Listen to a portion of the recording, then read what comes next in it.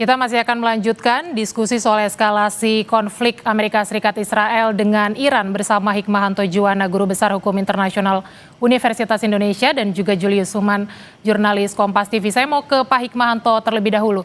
Pak Hikmahanto, tadi kan Pak Julius sudah menjelaskan soal pola serangan Iran ke Amerika Serikat dan juga Israel. Nah, dalam serangan Iran ke Amerika Serikat ini menewaskan 3 tentaranya. Nah, Anda melihat apakah serangan ini sudah bisa dibaca oleh Amerika Serikat sebelumnya atau justru Amerika Serikat kecolongan? Ya, sebenarnya dari pernyataan Presiden Trump tadi itu beliau mengatakan bahwa memang 3 sudah gugur dan dia expect ya bahwa akan ada juga yang gugur lainnya. Jadi sudah diprediksi bahwa karena ini perang gitu ya, disampaikan oleh beliau bahwa memang akan ada yang berguguran. Kita tidak tahu berapa orang yang ke depan ya, tetapi yang pasti Presiden Trump sudah mengakui itu dan tentu perang ini akan berlangsung lebih lama. Nah, yang sekarang menjadi masalah itu adalah apakah ada negara-negara lain yang akan terlibat. Kita tahu negara-negara Teluk di mana ada pangkalan Amerika Serikat yang kemarin diserang juga oleh Iran itu sudah bersiap untuk melakukan serangan ke Iran gitu ya. Apakah ini akan terjadi atau tidak, saya tidak tahu persisnya. Tetapi juga sekarang Inggris, Perancis mungkin juga sudah akan membantu Amerika Serikat. Nah, tapi dari Iran kemungkinan besar Rusia akan turut membantu. Kemudian juga saya duga Cina, gitu ya, karena Cina tidak menginginkan agar apa yang terjadi di Venezuela, di mana Amerika bisa mendikte pihak wakil presiden untuk tidak menjual minyaknya ke Cina. Padahal Cina, kita tahu cadangan minyak itu terbesar tuh di Venezuela dan Iran.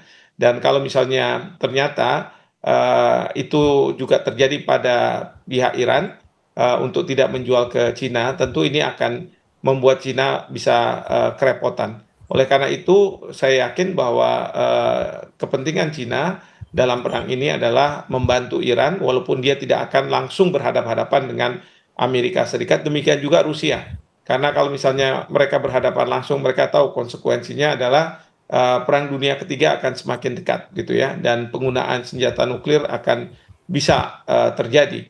Oleh karena itu, mereka menggunakan Iran sebagai proksi untuk menghadapi Amerika Serikat dan memiliki kepentingan agar kepemimpinan Iran yang sekarang ada masih tetap dan tidak bisa digantikan.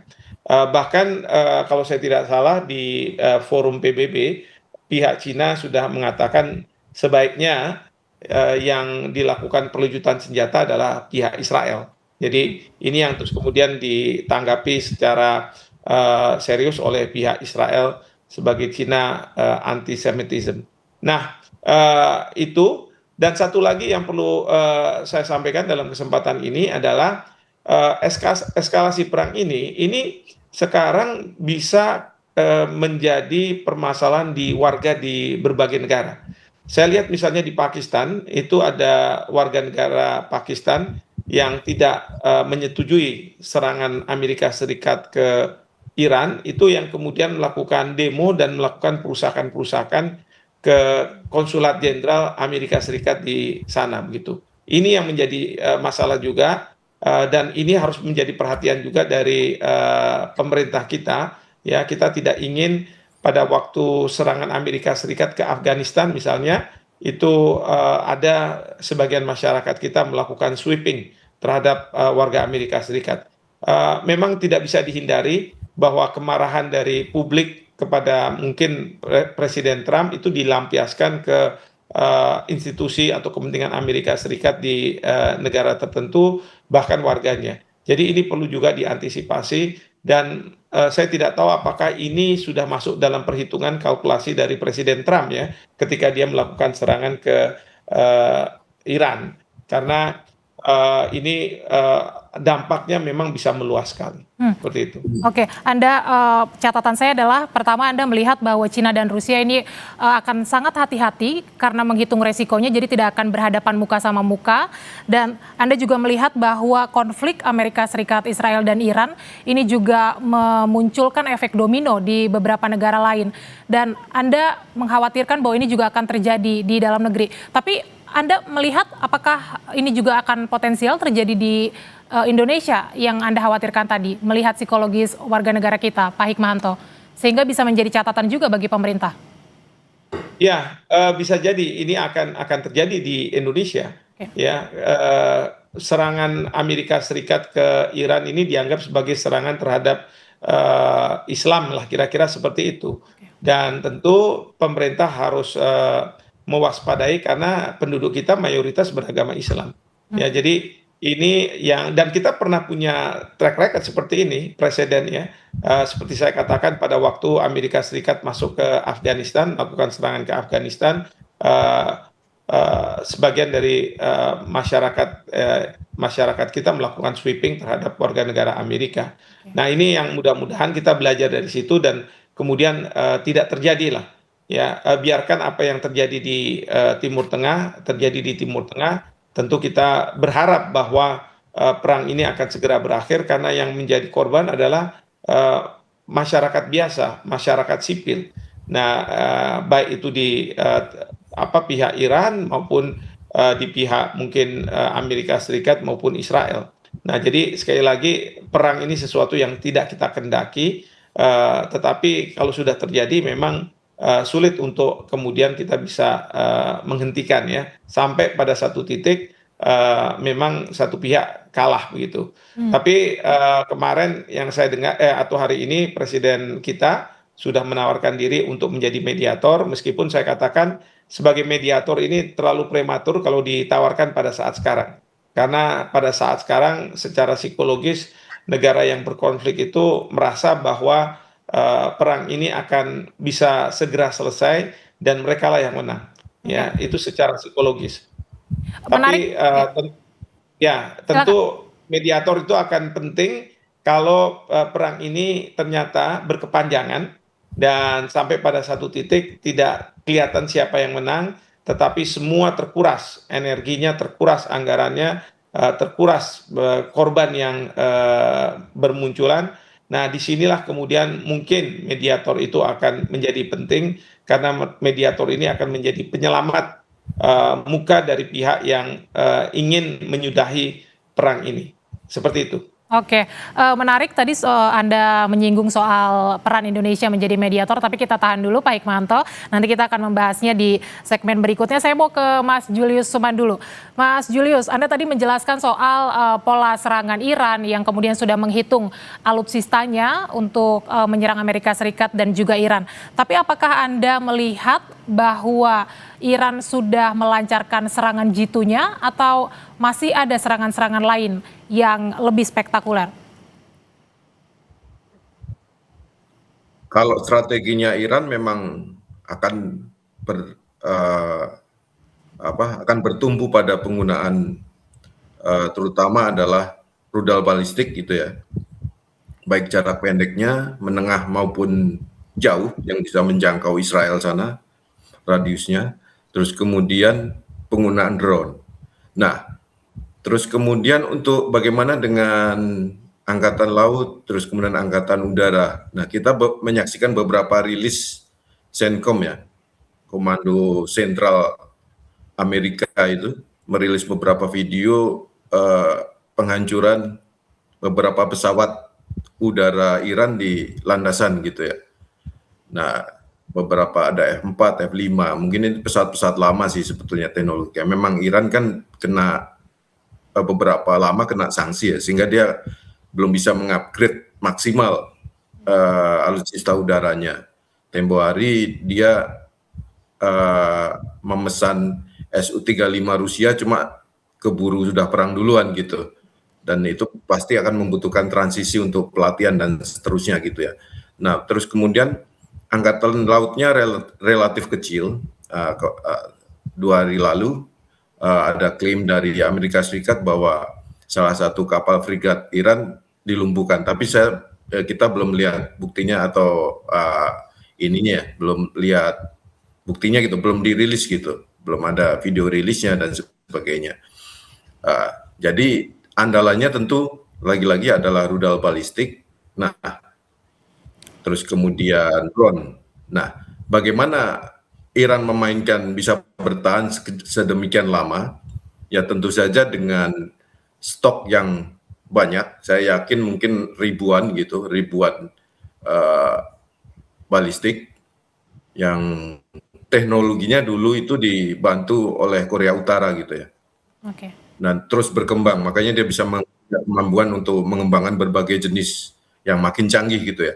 Nah, terus kemudian kalau kita bagaimana misil-misil balistik itu ditembakkan, nah ini jadi seperti saya bilang seperti permainan tikus dan kucing. Jadi kalau rudal balistik itu kan ditembakkan bisa melalui wahana peluncur mobile lewat truk-truk yang bisa begitu nembak dia langsung bisa pergi gitu ya, harus segera pergi karena nanti kalau enggak dia akan diserang balik. Itu ada satu wahana bergerak, terus kemudian ada wahana yang di bawah tanah, silo gitu, ini pertahanannya lebih kuat. Nah, dia bisa kalau musuh tidak punya informasi intelijen di mana titik yang statis ini di mana, ya nggak akan tahu gitu. Tapi begitu tahu pun belum tentu bisa langsung dilumpuhkan karena dia ada di dalam kedalaman tanah. Dia menembak, silonya akan terbuka ketika mau dipakai untuk menyerang, silonya baru akan terbuka.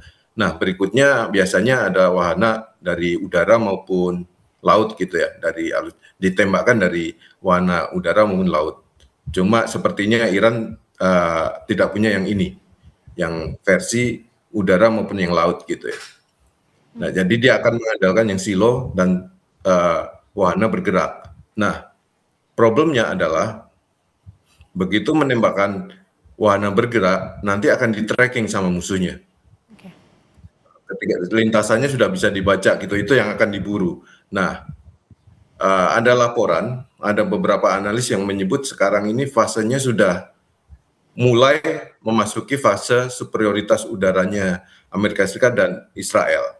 Nah, apa konsekuensinya? Jika itu sepenuhnya ruang udara Iran sampai dikuasai gitu, dia akan lebih leluasa untuk memburu wahana bergerak peluncur balistik ini maupun silonya. Nah, itu kelihatan dari pergerakan beberapa. Kalau silo kan harus dihancurkan, ini butuh bom yang spesifikasinya untuk kedalaman gitu. Nah, ini ada laporan beberapa, misalnya kemarin ada laporan 4 unit pembom B2 itu diluncurkan. Mungkin itu dalam rangka memburu yang peluncur rudal versi silo yang di bawah tanah itu. Tapi ini nggak gampang karena Iran punya banyak sekali wahana peluncur dan jumlah misil balistiknya jauh lebih banyak lagi daripada peluncurnya gitu. Dan apalagi dia punya kemampuan industri selama di masa tenang, punya kemampuan industri misil dan teknologinya yang cukup disegani lah, termasuk yang ini nggak semua negara itu punya kemampuan untuk memproduksi misil. Jadi bayangin mungkin kalau taruhlah Pindad itu ya, Pindad misalnya, itu kan amunisinya ya kalibernya kecil-kecil gitu ya. Nah ini kan kaliber misil itu, misil balistik kan kalibernya gede-gede gitu. Jadi itu membutuhkan teknologi yang super, yang kepakaran atau keahlian yang sangat. Makanya apalagi dia dibantu oleh Korut yang memang punya kemampuan soal balistik gitu ya. Biasanya itu kalau negara-negara yang punya kemampuan balistik itu dianggap lebih maju gitu secara militer. Dan kelasnya di atas negara yang cuma sebagai pengguna aja gitu, atau bahkan nggak punya rudal balistik gitu, apalagi gitu. Kurang lebih gitu dia. Tapi Artinya, saya juga mau ya, ya. silakan Mas Julius. Saya juga mau meng-highlight perkembangan baru ya. Oke. Jadi Menteri Pertahanan Amerika Serikat Peter Hegseth sudah menyatakan ada tambahan korban jiwa baru gitu Kemarin kan tiga personel militer Amerika Serikat jadi Oke. korbannya. Berikutnya belasan yang luka-luka. Nah, ini ada korban keempat gitu. Kemungkinan besar ini korban akibat serangan korban yang di pangkalan Ali Al-Azam di Kuwait. Ini salah satu pangkalan militer Amerika Serikat di wilayah Teluk yang kemarin kan dapat serangan Iran gitu ya.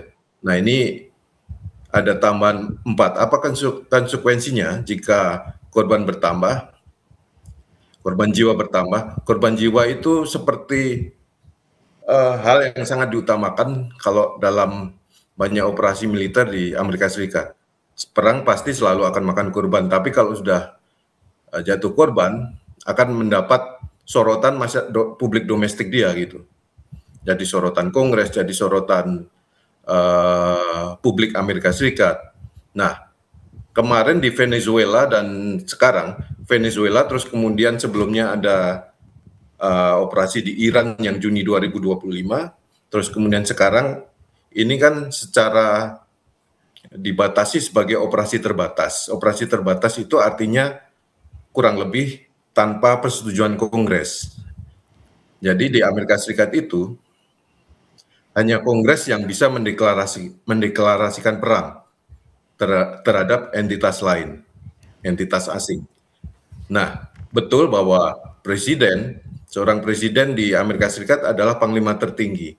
Nah, di situ celahnya yang dipakai melakukan operasi terbatas. Kalau operasinya terbatas, bisa dilakukan oleh panglima tertinggi atas perintah panglima tertinggi tanpa persetujuan Kongres. Tapi kalau operasinya tidak lagi terbatas, misalnya ya salah satunya misalnya ngirim pasukan darat, misalnya itu udah harus persetujuan Kongres. Tapi kalau operasinya adalah seperti yang kita saksikan 3 operasi belakangan ini, Iran yang pertama, terus kemudian Venezuela, terus kemudian Iran sekarang ini, sebetulnya redaksionalnya adalah operasi terbatas. Tapi kalau sampai korban jiwa, terus kemudian lebih lama lagi, bakal ada risiko aset sumber daya manusia maupun aset militer yang bakal jadi korban, tentu Kongres akan teriak-teriak gitu ya. Oke. Anda tidak punya kewenangan dan seterusnya gitu. Jadi akan dipertanyakan kewenangannya.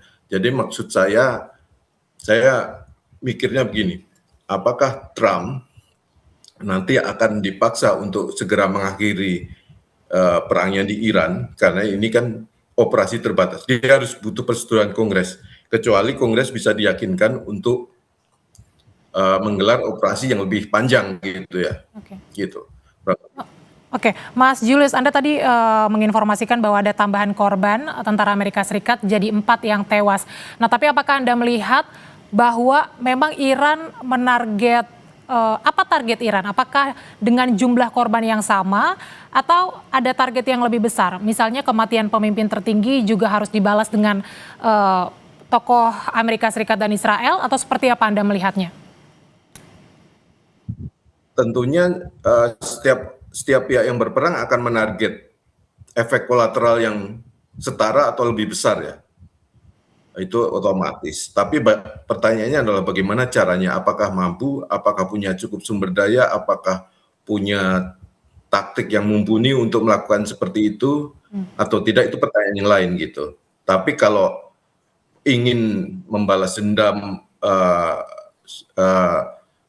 katakanlah nyawa dibayar nyawa, level elitnya dibayar level elitnya, sepertinya itu soal yang lain dengan bagaimana caranya, terus kemampuan apa yang bisa dilakukan gitu ya. Kalau kita lihat kan gini, di Venezuela, di Iran sebelumnya juga Ayatollah Khamenei kan juga sempat mau jadi target gitu ya. Terus sekarang baru berhasil dibunuh gitu. Nah, target bernilai tinggi seperti itu belum tentu ya bisa jadi untuk Iran bakal ya mungkin nggak mudah untuk mentarget high profile target misalnya di apa ya, komandan, ya mungkin akan sulit gitu karena ini melibatkan operasi yang lebih rumit lagi gitu. Ada operasi intelijen, operasi mungkin mungkin mungkin enggak ya. Tapi jangan salah juga. Misalnya dengan jumlah korban so far 4 personel militer Amerika Serikat di Kuwait itu, di basis Amerika Serikat di Kuwait, itu udah pukulan telak gitu. Karena nilai strategisnya satu ya, Oke. pangkalan itu pangkalan Amerika Serikat di Teluk. Artinya kan Iran mengirim pesan bahwa pangkalan Amerika Serikat pun nggak aman dari serangan balistik mereka gitu dan drone mereka. Oke, empat kematian tentara Amerika Serikat ini sebenarnya merupakan pukulan telak Anda sampaikan. Saya mau ke Pak Hikmahanto. Kalau eskalasi konflik ini terus meluas, terus meningkat, apa yang bisa dilakukan untuk meredam konflik ini, Pak Hikmahanto? Ya, sebenarnya tidak banyak ya, kecuali pihak-pihak yang berkonflik, terutama Donald Trump dan Perdana Menteri Netanyahu mau meredam konflik ini, tidak melakukan serangan lagi ke Iran. Karena dari posisi Iran, mereka merasa bahwa mereka itu yang mendapat serangan, dan serangan itu kan bukan dimulai oleh Iran gitu ya. Tapi kita tahu dimulai oleh Israel, dan Israel ini sebenarnya mendesak Amerika Serikat untuk melakukan serangan awalnya, tapi Amerika Serikat tidak mau melakukan itu karena merasa mungkin tidak mempunyai basis yang kuat. Nah, oleh karena itu justru Israel lah yang diminta untuk melakukan serangan ke Iran atas dasar preemptive strike, karena ada dugaan pembuatan senjata nuklir dan kemudian pengayaan uranium, sehingga Israel merasa bahwa dia dapat melakukan serangan yang sifatnya preemptif. Nah, atas serangan itu kita tahu Iran melakukan hak untuk membela dirinya berdasarkan pasal 51 Piagam PBB dan melakukan serangan ke Israel. Hanya saja memang Israel itu mempunyai perjanjian keamanan dengan pihak Amerika Serikat, di mana serangan terhadap Israel dianggap sebagai serangan terhadap Amerika Serikat. Disinilah yang kemudian Amerika Serikat mulai melakukan serangan ke Iran. Nah, jadi kuncinya itu ada pada Amerika Serikat dan Israel, apakah mereka akan menghentikan serangan atau tidak. Ya, namun bagi Iran posisinya adalah selama ada serangan, ya mereka akan menangkalnya. Tapi juga ditambah bahwa atas kematian dari Ali Khamenei ini, dia mau melakukan balas dendamnya, Oke. dan dia tidak mau bernegosiasi. Seperti Anda itu. melihat mungkin tidak Amerika Serikat dan Israel akan menghentikan serangan? Atau sampai sejauh mana konflik ini akan berlanjut? Ya, yang pasti adalah apabila kekuatan Iran itu tidak sebagaimana diprediksi oleh Amerika Serikat ataupun Israel, ternyata kekuatannya itu sangat katakanlah luar biasa dan kemudian bisa bertahan sampai lama. Nah, di sini yang membuat Amerika Serikat mungkin berpikir ulang ya, untuk menghentikan serangan ke Iran. Demikian juga dari pihak Israel. Tapi kedua, Amerika Serikat itu bisa menyelesaikan perang ini karena uh, goyangan dari dalam negeri. Kita tahu di dalam negeri sebenarnya tidak seluruh rakyat Amerika menyetujui tindakan Trump. Bahkan mungkin juga di Kongres tidak semua anggota Kongres menyetujui Trump melakukan serangan. Tapi kan Trump melakukan ini secara sepihak ya, tanpa berkonsultasi atau mendapat persetujuan dari Kongres yang sekarang ini baru akan didapatkan.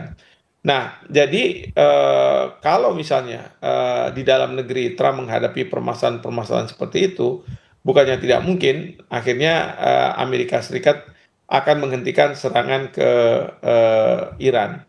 Dan perlu juga dipahami bahwa dari pihak Amerika Serikat banyak yang mengatakan bahwa Trump ini mau disetir oleh Israel. Karena yang punya ambisi ini sebenarnya hegemoninya Israel untuk bisa menguasai Timur Tengah, sehingga Timur Tengah itu tanda kutip bersahabatlah dengan Israel sebagai negara yang dianggap mengambil tanah rakyat Palestina, negara yang bukan Islam dan seterusnya.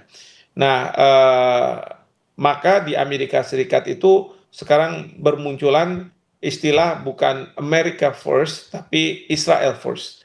Ini yang dianggap bahwa Trump itu terlalu mendengar Bisikan Netanyahu Israel. daripada rakyatnya, betul.